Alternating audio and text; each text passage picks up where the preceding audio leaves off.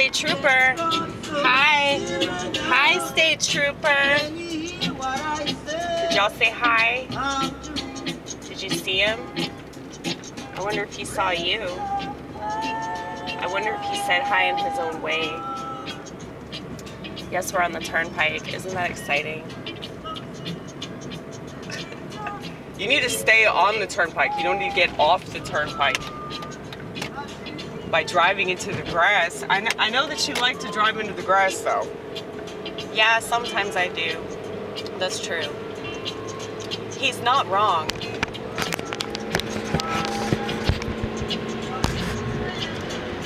Okay, so I was thinking about something that I probably should address that confuses many people that watch my channel.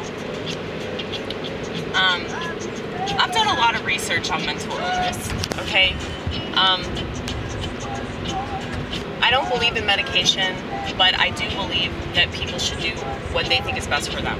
So if you think that medication is what's best for you, you know, who am I, right? Well,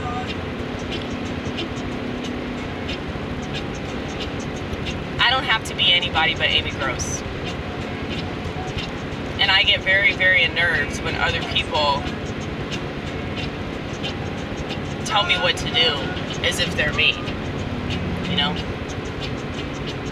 Now, I don't go around spewing unsolicited advice. And I don't do that on the internet either, you know? I put up these videos. It's very rare that I put them up the day that I shoot them. I used to do that, but I just have a lot going on. I got too much going on to be that committed, but I am pretty committed though.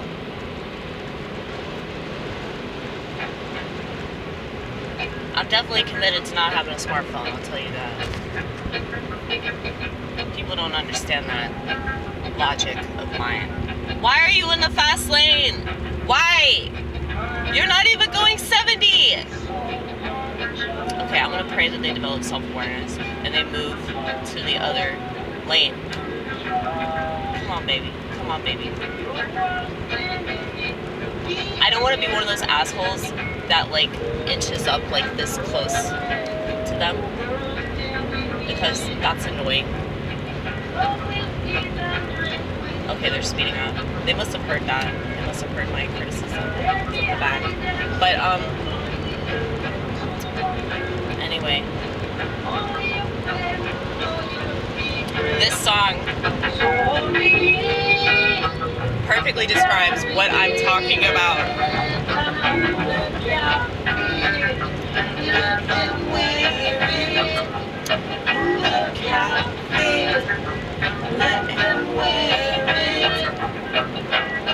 Such a beautiful way to put that, you know?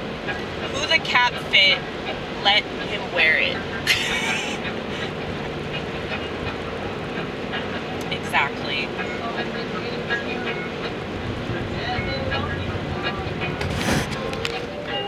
But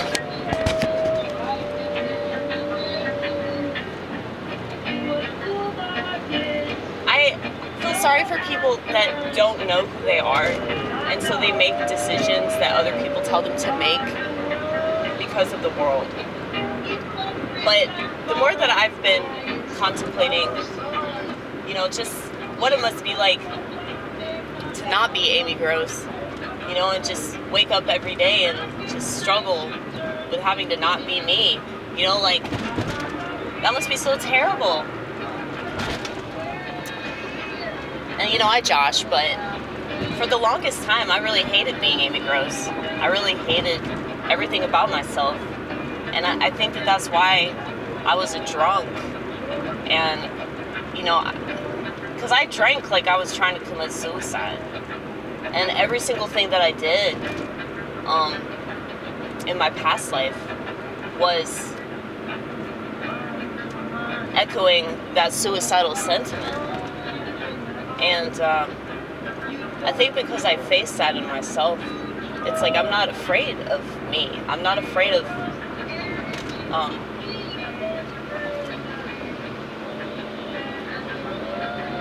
any potential that I might have, you know, to be a baddie, because I've done that. I've lived that wretched lifestyle that I had to lie about and make excuses for, and I'm not a good liar. Like, I absolutely hate lying with a passion. And so it's like, well, why live a life where you have to lie? You know, that solves a lot of problems right there. But anyway, I was just thinking about, you know, people that talk about mental illness like they're suffering from mental illness. This sort of rhetoric is pushed on us. They want people to think that they're suffering. That's not how a lot of mentally ill people feel about it. I mean, they just assume that because you're crying that you're suffering, but they don't know.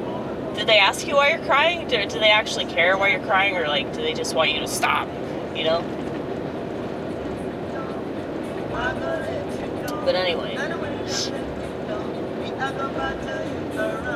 crying makes people very, very uncomfortable. Shitting makes people uncomfortable. Talking about masturbating makes people feel uncomfortable. Why is that? All these things you do when you're alone, for the most part. And if you don't do them when you're alone, they make people really uncomfortable. So, I feel like if we talked about these things, you wouldn't have issues that go unresolved, and, you know, people just throw pills at the issues, or they take those issues into a tiny little room with a clipboard person, you know? Like, there's got to be a better way, you guys. There's got to be a better way. But, you know, I do feel for people that feel like they have to take medication. I feel for people that are just, like, stuck in that rut of, you know, not being able to accept, like, what they've been given and really, really struggling with it. I mean, I've definitely struggled with my stuff as well. But I think that the struggle makes you stronger. I think it makes you a better person, you know?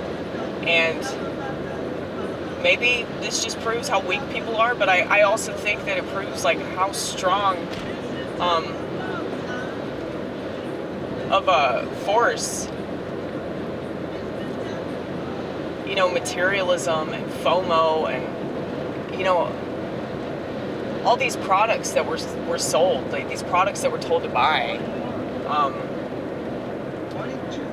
to make us feel better about ourselves. I mean, just listen to the way that they talk about these products, you know, like any kind of beauty product that they advertise. What's the number one thing that women will say? I never leave the house without it. You always seem to leave the house without a tampon. Isn't that crazy? I think that's pretty crazy. Because you're a woman. You're a woman, which means at some point you're going to be ovulating. So the fact that you never leave the house without a tube of mascara, or you never leave the house without some concealer, you'll never wear enough makeup to conceal the fact that you're full of shit, sweetheart. You won't. And I know that it's this rhetoric that gets me in trouble, but you see, I'm kind of joking.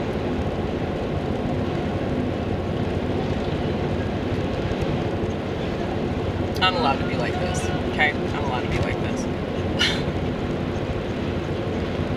But, no, I know that I'm not a very feminine person. Like, I'm a very empathic person, but when it comes to modern femininity, not at all. And I don't want to be that. I don't want to be this, like, object, you know, that people can just look at. And I don't really understand why people would want that for anybody, not just women. But that should be something that's rejected based off of, like, the vanity aspect of it. you shouldn't just want people to look good. You should want people to behave right and do good for the world. So, the only women that I'm willing to listen to are either women that are actually doing good for the world because of compassion and empathy and other actual feminine qualities, or they're a mom. Okay, like, I have so many moms at my church now. Like, they've all taken me under their wing, and that's such a good feeling to know that you have people that are going to look out for you no matter what. And that's such a comforting thing. And I think that there needs to be more women in the world that are like that are really nurturing and compassionate and protective. And I know that I am. I mean, the reason why I'm so hardcore about psychiatric medication being a terrible thing is because I am protective over my tribe, okay? Nobody should be forced to take medication, and nobody should be backed into a corner to feel like they have to take medication or else they're not going to be accepted by society, or else they're just a piece of shit. They're just selfish. They're so selfish.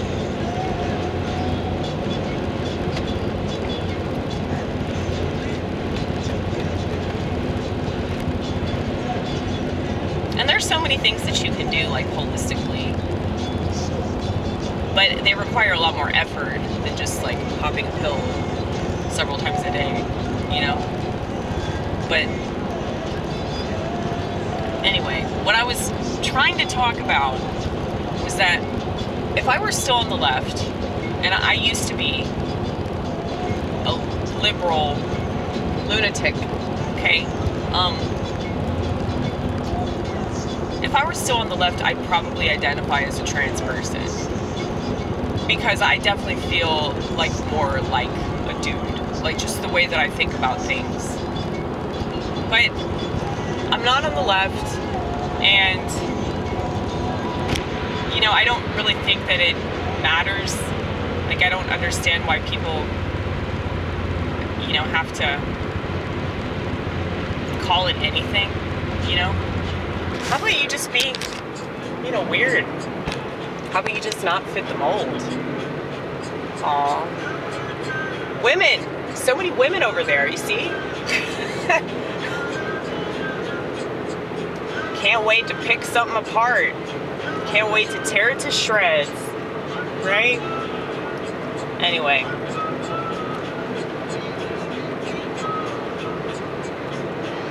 Yeah, so people that have gender dysphoria, those people have always existed. But now there's a place for them in society, which means that place is going to be larger and larger every single day. For the same exact reason why, you know, people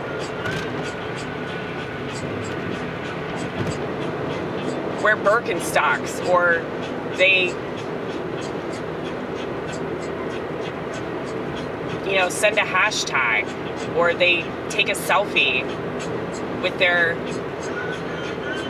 ever so reliable American flag sticker that proves that they're a guinea pig, okay? Like, people do different things for the same exact reason.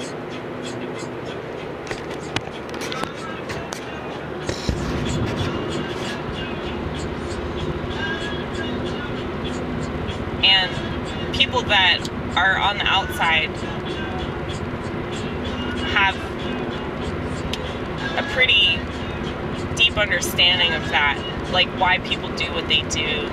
And I mean, I've studied this my whole life. I've studied people, I've studied behaviors, I've studied systems, and that's what I've done in the restaurant industry.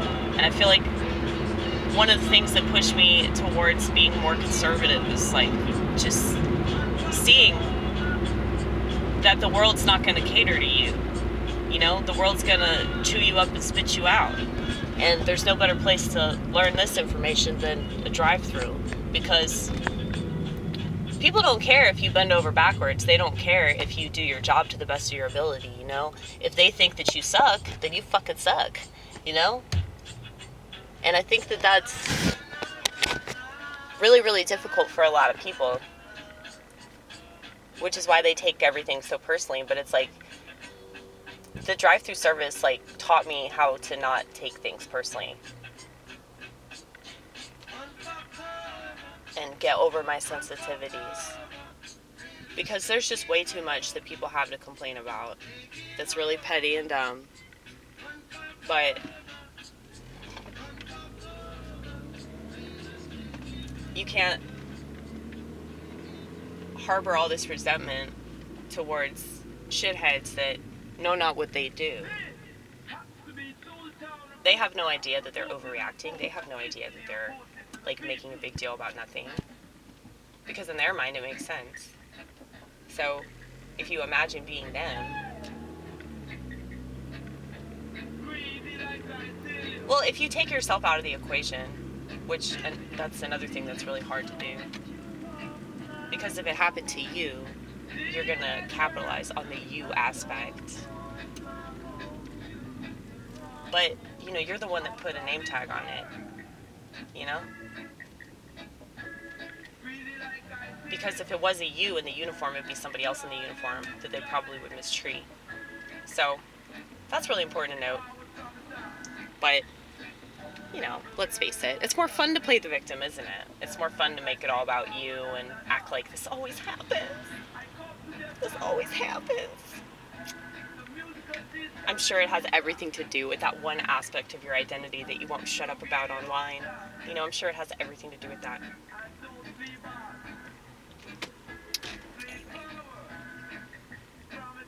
But, you know, all throughout my life, gays have consistently flocked to me. And it's because I understand mental illness. So, you know, naturally they feel right at home and they want me to be like them. But I'm not mentally ill the way that they are. I'm not like a sexual deviant. I'm a social deviant, you know? Just to question the narrative, to question social norms, to question the status quo, and another flamboyant, attention-seeking vehicle that we call an ambulance, right? This is an example right here. Why do we pull over? Why do we pull over? Especially if you're on the other side of the road. It just doesn't make sense. Anyway.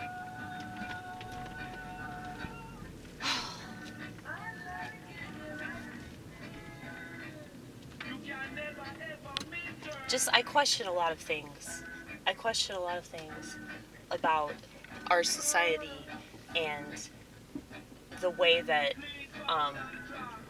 everything is set up, and the fact that people, for the most part, don't question it, and they just do it because they're told to do it, or they do it because they're used to doing it, or, you know,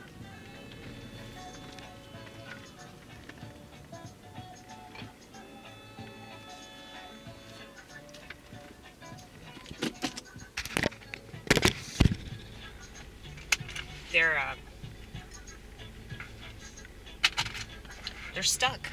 You know? They're stuck doing things that don't make sense, all because they have FOMO, and they're afraid that they're not going to fit in, and they're going to be left out of society if they don't follow those codes. Okay? Well, look. Actually, no. I was gonna... Hold on. Look. I never match my socks. Never say never.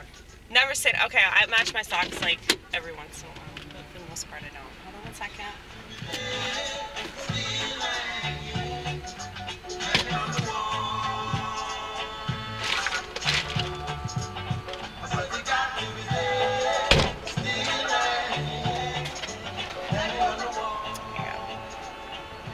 Y'all like Bob Marley as much as I do.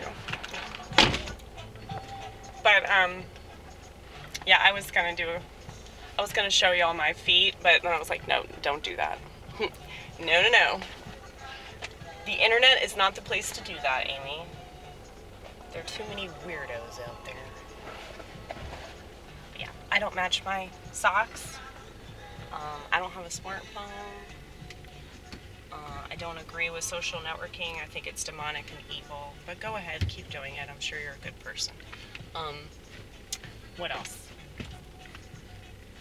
Oh yeah, everything is a mess. Everything that I touch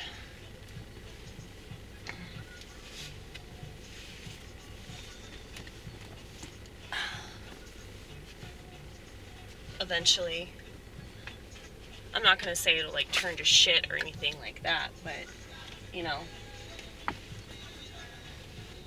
feel like it'll grow slime or something. Something will happen to it eventually if I get involved. And no, I don't shave. Okay, so it's just stuff like that you know, people don't understand. They like want to make a thing out of it, and they want to be like, oh, you're not doing this because of this reason or whatever. And it's like, no, I'm just not doing it because I don't. It's like it comes naturally to me to not trust authority figures and to not follow rules and to not care about drug laws and shit like that. Like, that comes naturally. That's not a thing. That's not, you know, something that I have to, you know,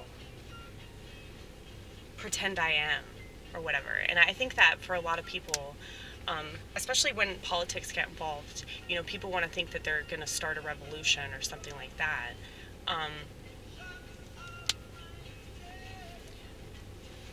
And it's all about like that importance. It's all about that fitting in, like that identity thing, like what I was getting at about, you know, like say you don't really fit the mold. Like say you don't want to be a housewife, say you don't want to be a mom, at least not yet. You know, why do you have to make a thing out of not wanting to do that? Why don't you just not do that?